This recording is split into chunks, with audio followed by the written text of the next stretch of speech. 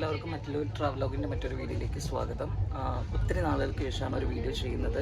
ഇന്ന് ഞാനിങ്ങനെ ഒരു വീഡിയോ ചെയ്യണമെന്ന് പ്രതീക്ഷിച്ചതല്ല. പക്ഷെ എന്താണെന്ന് വെച്ച് കഴിഞ്ഞാൽ ഞാൻ ഈ ട്രെയിനിൽ ട്രാവൽ ചെയ്യുന്ന സമയത്ത് ഒരു വീഡിയോ ജസ്റ്റ് ഒന്ന് ഞാൻ സ്റ്റോറി ഇട്ടിട്ടുണ്ടായിരുന്നു. അപ്പോൾ എൻ്റെ ഒരു സബ്സ്ക്രൈബർ കണ്ടിട്ട് എനിക്ക് മെസ്സേജ് അയച്ചു, വീഡിയോ ഒന്നും ചെയ്യാറില്ലല്ലേ, ട്രെയിൻ വീഡിയോസ് ഒന്നും കാണുന്നില്ല എന്ന് പറഞ്ഞിട്ട് ഒരു കരയുന്ന ഒരു ഇമോജിയും കൂടെ മെൻഷൻ ചെയ്തിട്ടാണ് അയച്ചിരിക്കുന്നത്. അപ്പോൾ എനിക്കത് കണ്ടപ്പോൾ ഭയങ്കരമായിട്ട് ഹേർട്ടായി. കാരണം എന്താണെന്ന് വെച്ച് കഴിഞ്ഞാൽ നമ്മൾ വീഡിയോ കാണാൻ ആഗ്രഹിക്കുന്ന ആൾക്കാരും ചുറ്റുപാടുണ്ടല്ലോ എന്ന് പറഞ്ഞപ്പോൾ അപ്പോൾ എനിക്ക് ആ ഒരു മെസ്സേജിനെ റെസ്പെക്റ്റ് ചെയ്തുകൊണ്ടാണ് ഞാൻ ഇന്ന് വീഡിയോ ഷൂട്ട് ചെയ്യാൻ പ്ലാൻ ചെയ്യുന്നത്. അപ്പോൾ ഞാൻ ഇന്ന് ട്രാവൽ ചെയ്യുന്നത് രപ്തിസാഗർ എക്സ്പ്രസ്സിലാണ്. കൊച്ചുവേളിയിൽ നിന്ന് ഓൾറെഡി ഈ ഒരു ട്രെയിൻ ഡിപ്പാച്ചറായി. ഞാൻ ട്രിവാൻഡ്രത്ത് കൊച്ചുവേളിയിൽ നിന്ന് തന്നെ ഓൾറെഡി ട്രെയിന് ജോയിൻ ചെയ്തതാണ്. ഏകദേശം എറണാകുളം എത്താറായി. ഈ ഒരു കമൻറ്റ് ഞാൻ ഈ ആലപ്പുഴ കഴിഞ്ഞപ്പോഴാണ് കണ്ടത്. അപ്പോഴാണ് ഞാൻ ഈ ഒരു വീഡിയോ ചെയ്താലോ എന്നുള്ളൊരു പ്ലാനിങ്ങിലേക്ക് വന്നിരിക്കുന്നത്. ഓക്കെ, അപ്പോൾ ഞാനിന്ന് ട്രാവൽ ചെയ്യുന്നത് ട്രെയിൻ നമ്പർ 12512 കൊച്ചുവേളി ഗോരഖ്പൂർ രപ്തിസാഗർ എക്സ്പ്രസ്സിലാണ് കേട്ടോ. 3 ടയർ AC-യിലാണ് ട്രാവൽ ചെയ്യുന്നത്. എനിക്ക് ഈ ഒരു ട്രെയിനിൻ്റെ ബാക്കി കാഴ്ചകൾ വഴി കണ്ടുകൊണ്ടിരിക്കാം.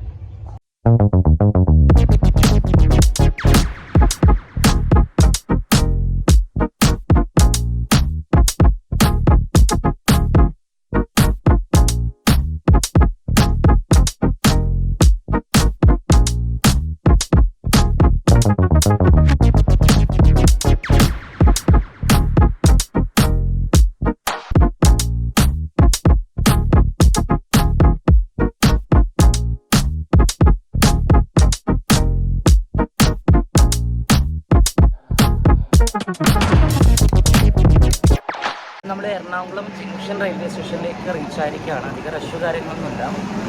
നമ്മളധികം പുറത്തെത്തുന്നില്ല. ട്രെയിൻ പെട്ടെന്ന് ഇവിടുന്ന് അധിക നേരം സ്റ്റോപ്പില്ല ഈ ട്രെയിനിൽ.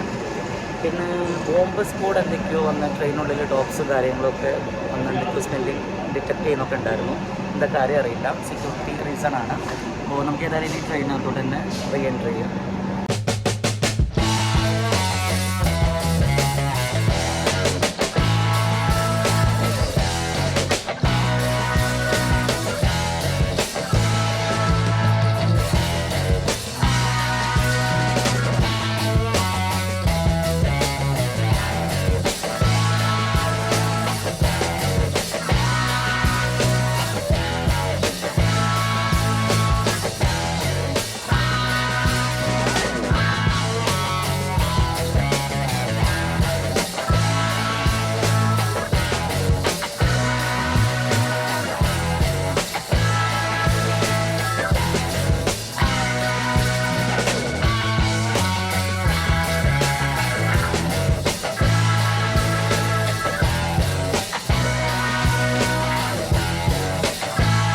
നമ്മൾ എറണാകുളം റെയിൽവേ സ്റ്റേഷനിൽ യാത്ര തുടങ്ങിയിരിക്കുകയാണ്. എനിക്ക് തോന്നുന്നു ഇനി അടുത്ത സ്റ്റേഷൻ വരുന്ന ആലുവയാണ്, അതില്ലാന്നുണ്ടെങ്കിൽ തൃശ്ശൂർ.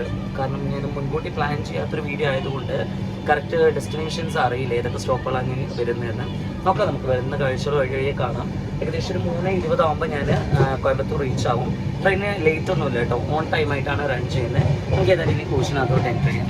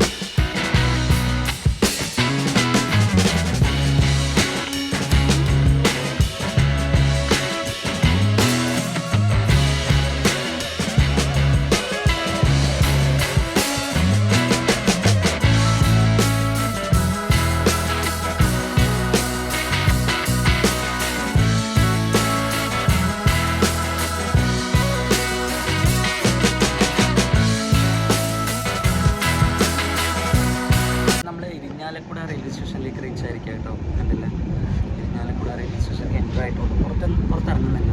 ചെറിയ സ്റ്റേഷനാണ്, പെട്ടെന്ന് തന്നെ ട്രെയിൻ എടുക്കും. മാത്രമല്ല ഇപ്പോൾ മുമ്പത്തെ പോലെ ഒന്നും സംസാരിക്കാനൊന്നും കിട്ടുന്നില്ല. ഇപ്പോൾ നന്നായിട്ട് ബുക്ക് ചെയ്തുകൊണ്ട് നമ്മൾ റെയിൽവേ സ്റ്റേഷനിലേക്ക് റീച്ച് ആയി.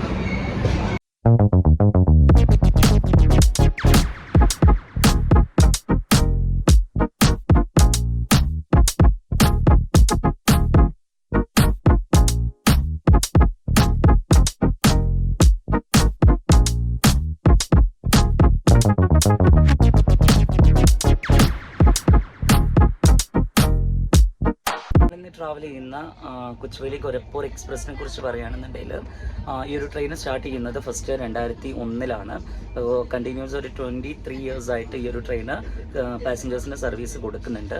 അപ്പോൾ കൊച്ചുവേലിയിൽ നിന്ന് ഗോരഖ്പൂർ വരെ ആയിരിക്കും ഈ ഒരു ട്രെയിനിൻ്റെ സർവീസ് വരുന്നത്. ഈ ട്രെയിൻ ആകെ സഞ്ചരിക്കുന്ന ഡ്യൂറേഷൻ എന്ന് പറഞ്ഞു കഴിഞ്ഞാൽ 57 മണിക്കൂറാണ്. 57 മണിക്കൂർ എന്ന് പറയുമ്പോൾ ഏകദേശം 2.5 ദിവസം ഈ ഒരു ട്രെയിൻ കണ്ടിന്യൂസ് ട്രാവൽ ചെയ്തിട്ടാണ് കൊച്ചുവേളിയിൽ നിന്ന് ഗോരഖ്പൂർ വരെ എത്തുന്നത്. അതുപോലെ തന്നെ വീക്കിലി 3 ദിവസമാണ് ഈ ഒരു ട്രെയിന് സർവീസ് ഉള്ളത് കേട്ടോ. പിന്നീട് ഇത് 3248 കിലോമീറ്റർ അല്ലെങ്കിൽ 2018 മൈൽസ് ദൂരമാണ് ആകെ സഞ്ചരിക്കാൻ വേണ്ടിയിട്ട് എടുക്കുന്നത്.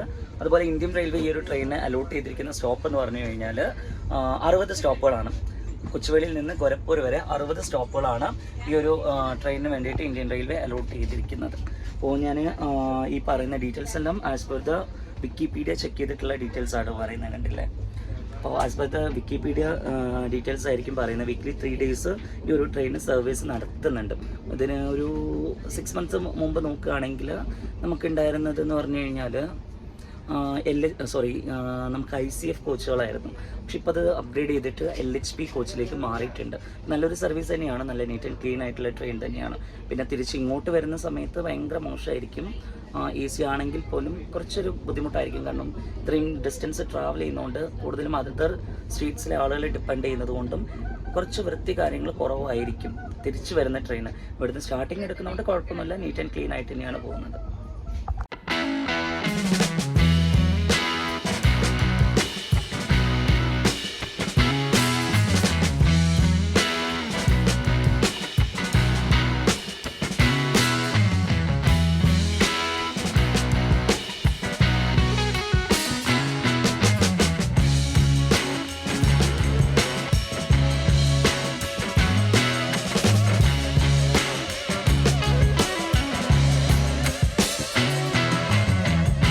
ഫൈനലി നമ്മളിപ്പോൾ പാലക്കാടേക്ക് റീച്ച് ആയിരിക്കുകയാണ്. ഇനി നെക്സ്റ്റ് ഒരു 1 hour കൂടെ കഴിഞ്ഞ് ഞാൻ ഗെറ്റ് ഡൗൺ ആവും.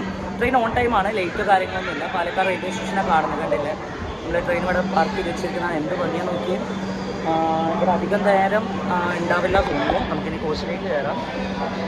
ഫുഡൊന്നും കഴിച്ചിട്ടില്ല കേട്ടോ, ഇനി വീട്ടിൽ പോയിട്ട് കഴിക്കാമെന്ന് വിചാരിച്ചു. അവിടെ നെയ്ച്ചോറും ബീഫൊക്കെ ഉണ്ടാക്കി വെച്ചിട്ടുണ്ട്. അപ്പോൾ നമുക്ക് ഏതായാലും ട്രെയിനകത്തോട്ട് തന്നെ റീ എൻട്രി ചെയ്യാം.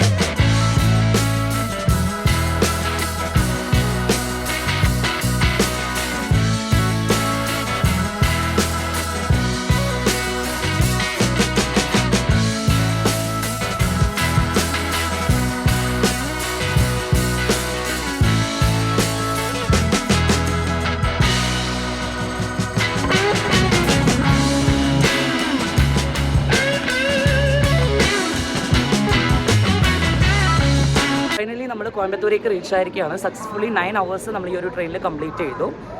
കറക്റ്റ് ടൈമായിരുന്നു കേട്ടോ, ഡിലേ കാര്യങ്ങളൊന്നും ഉണ്ടായിരുന്നില്ല.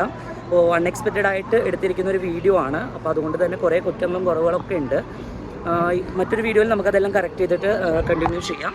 അപ്പോൾ ഈ ഒരു വീഡിയോ നിങ്ങൾക്ക് ഇഷ്ടമായെന്ന് പ്രതീക്ഷിക്കുന്നു. ഇഷ്ടമായെങ്കിൽ നിങ്ങൾ ഈ വീഡിയോ നിങ്ങളുടെ കൂട്ടുകാരിലേക്കെല്ലാം എത്തിക്കാൻ ശ്രമിക്കുക.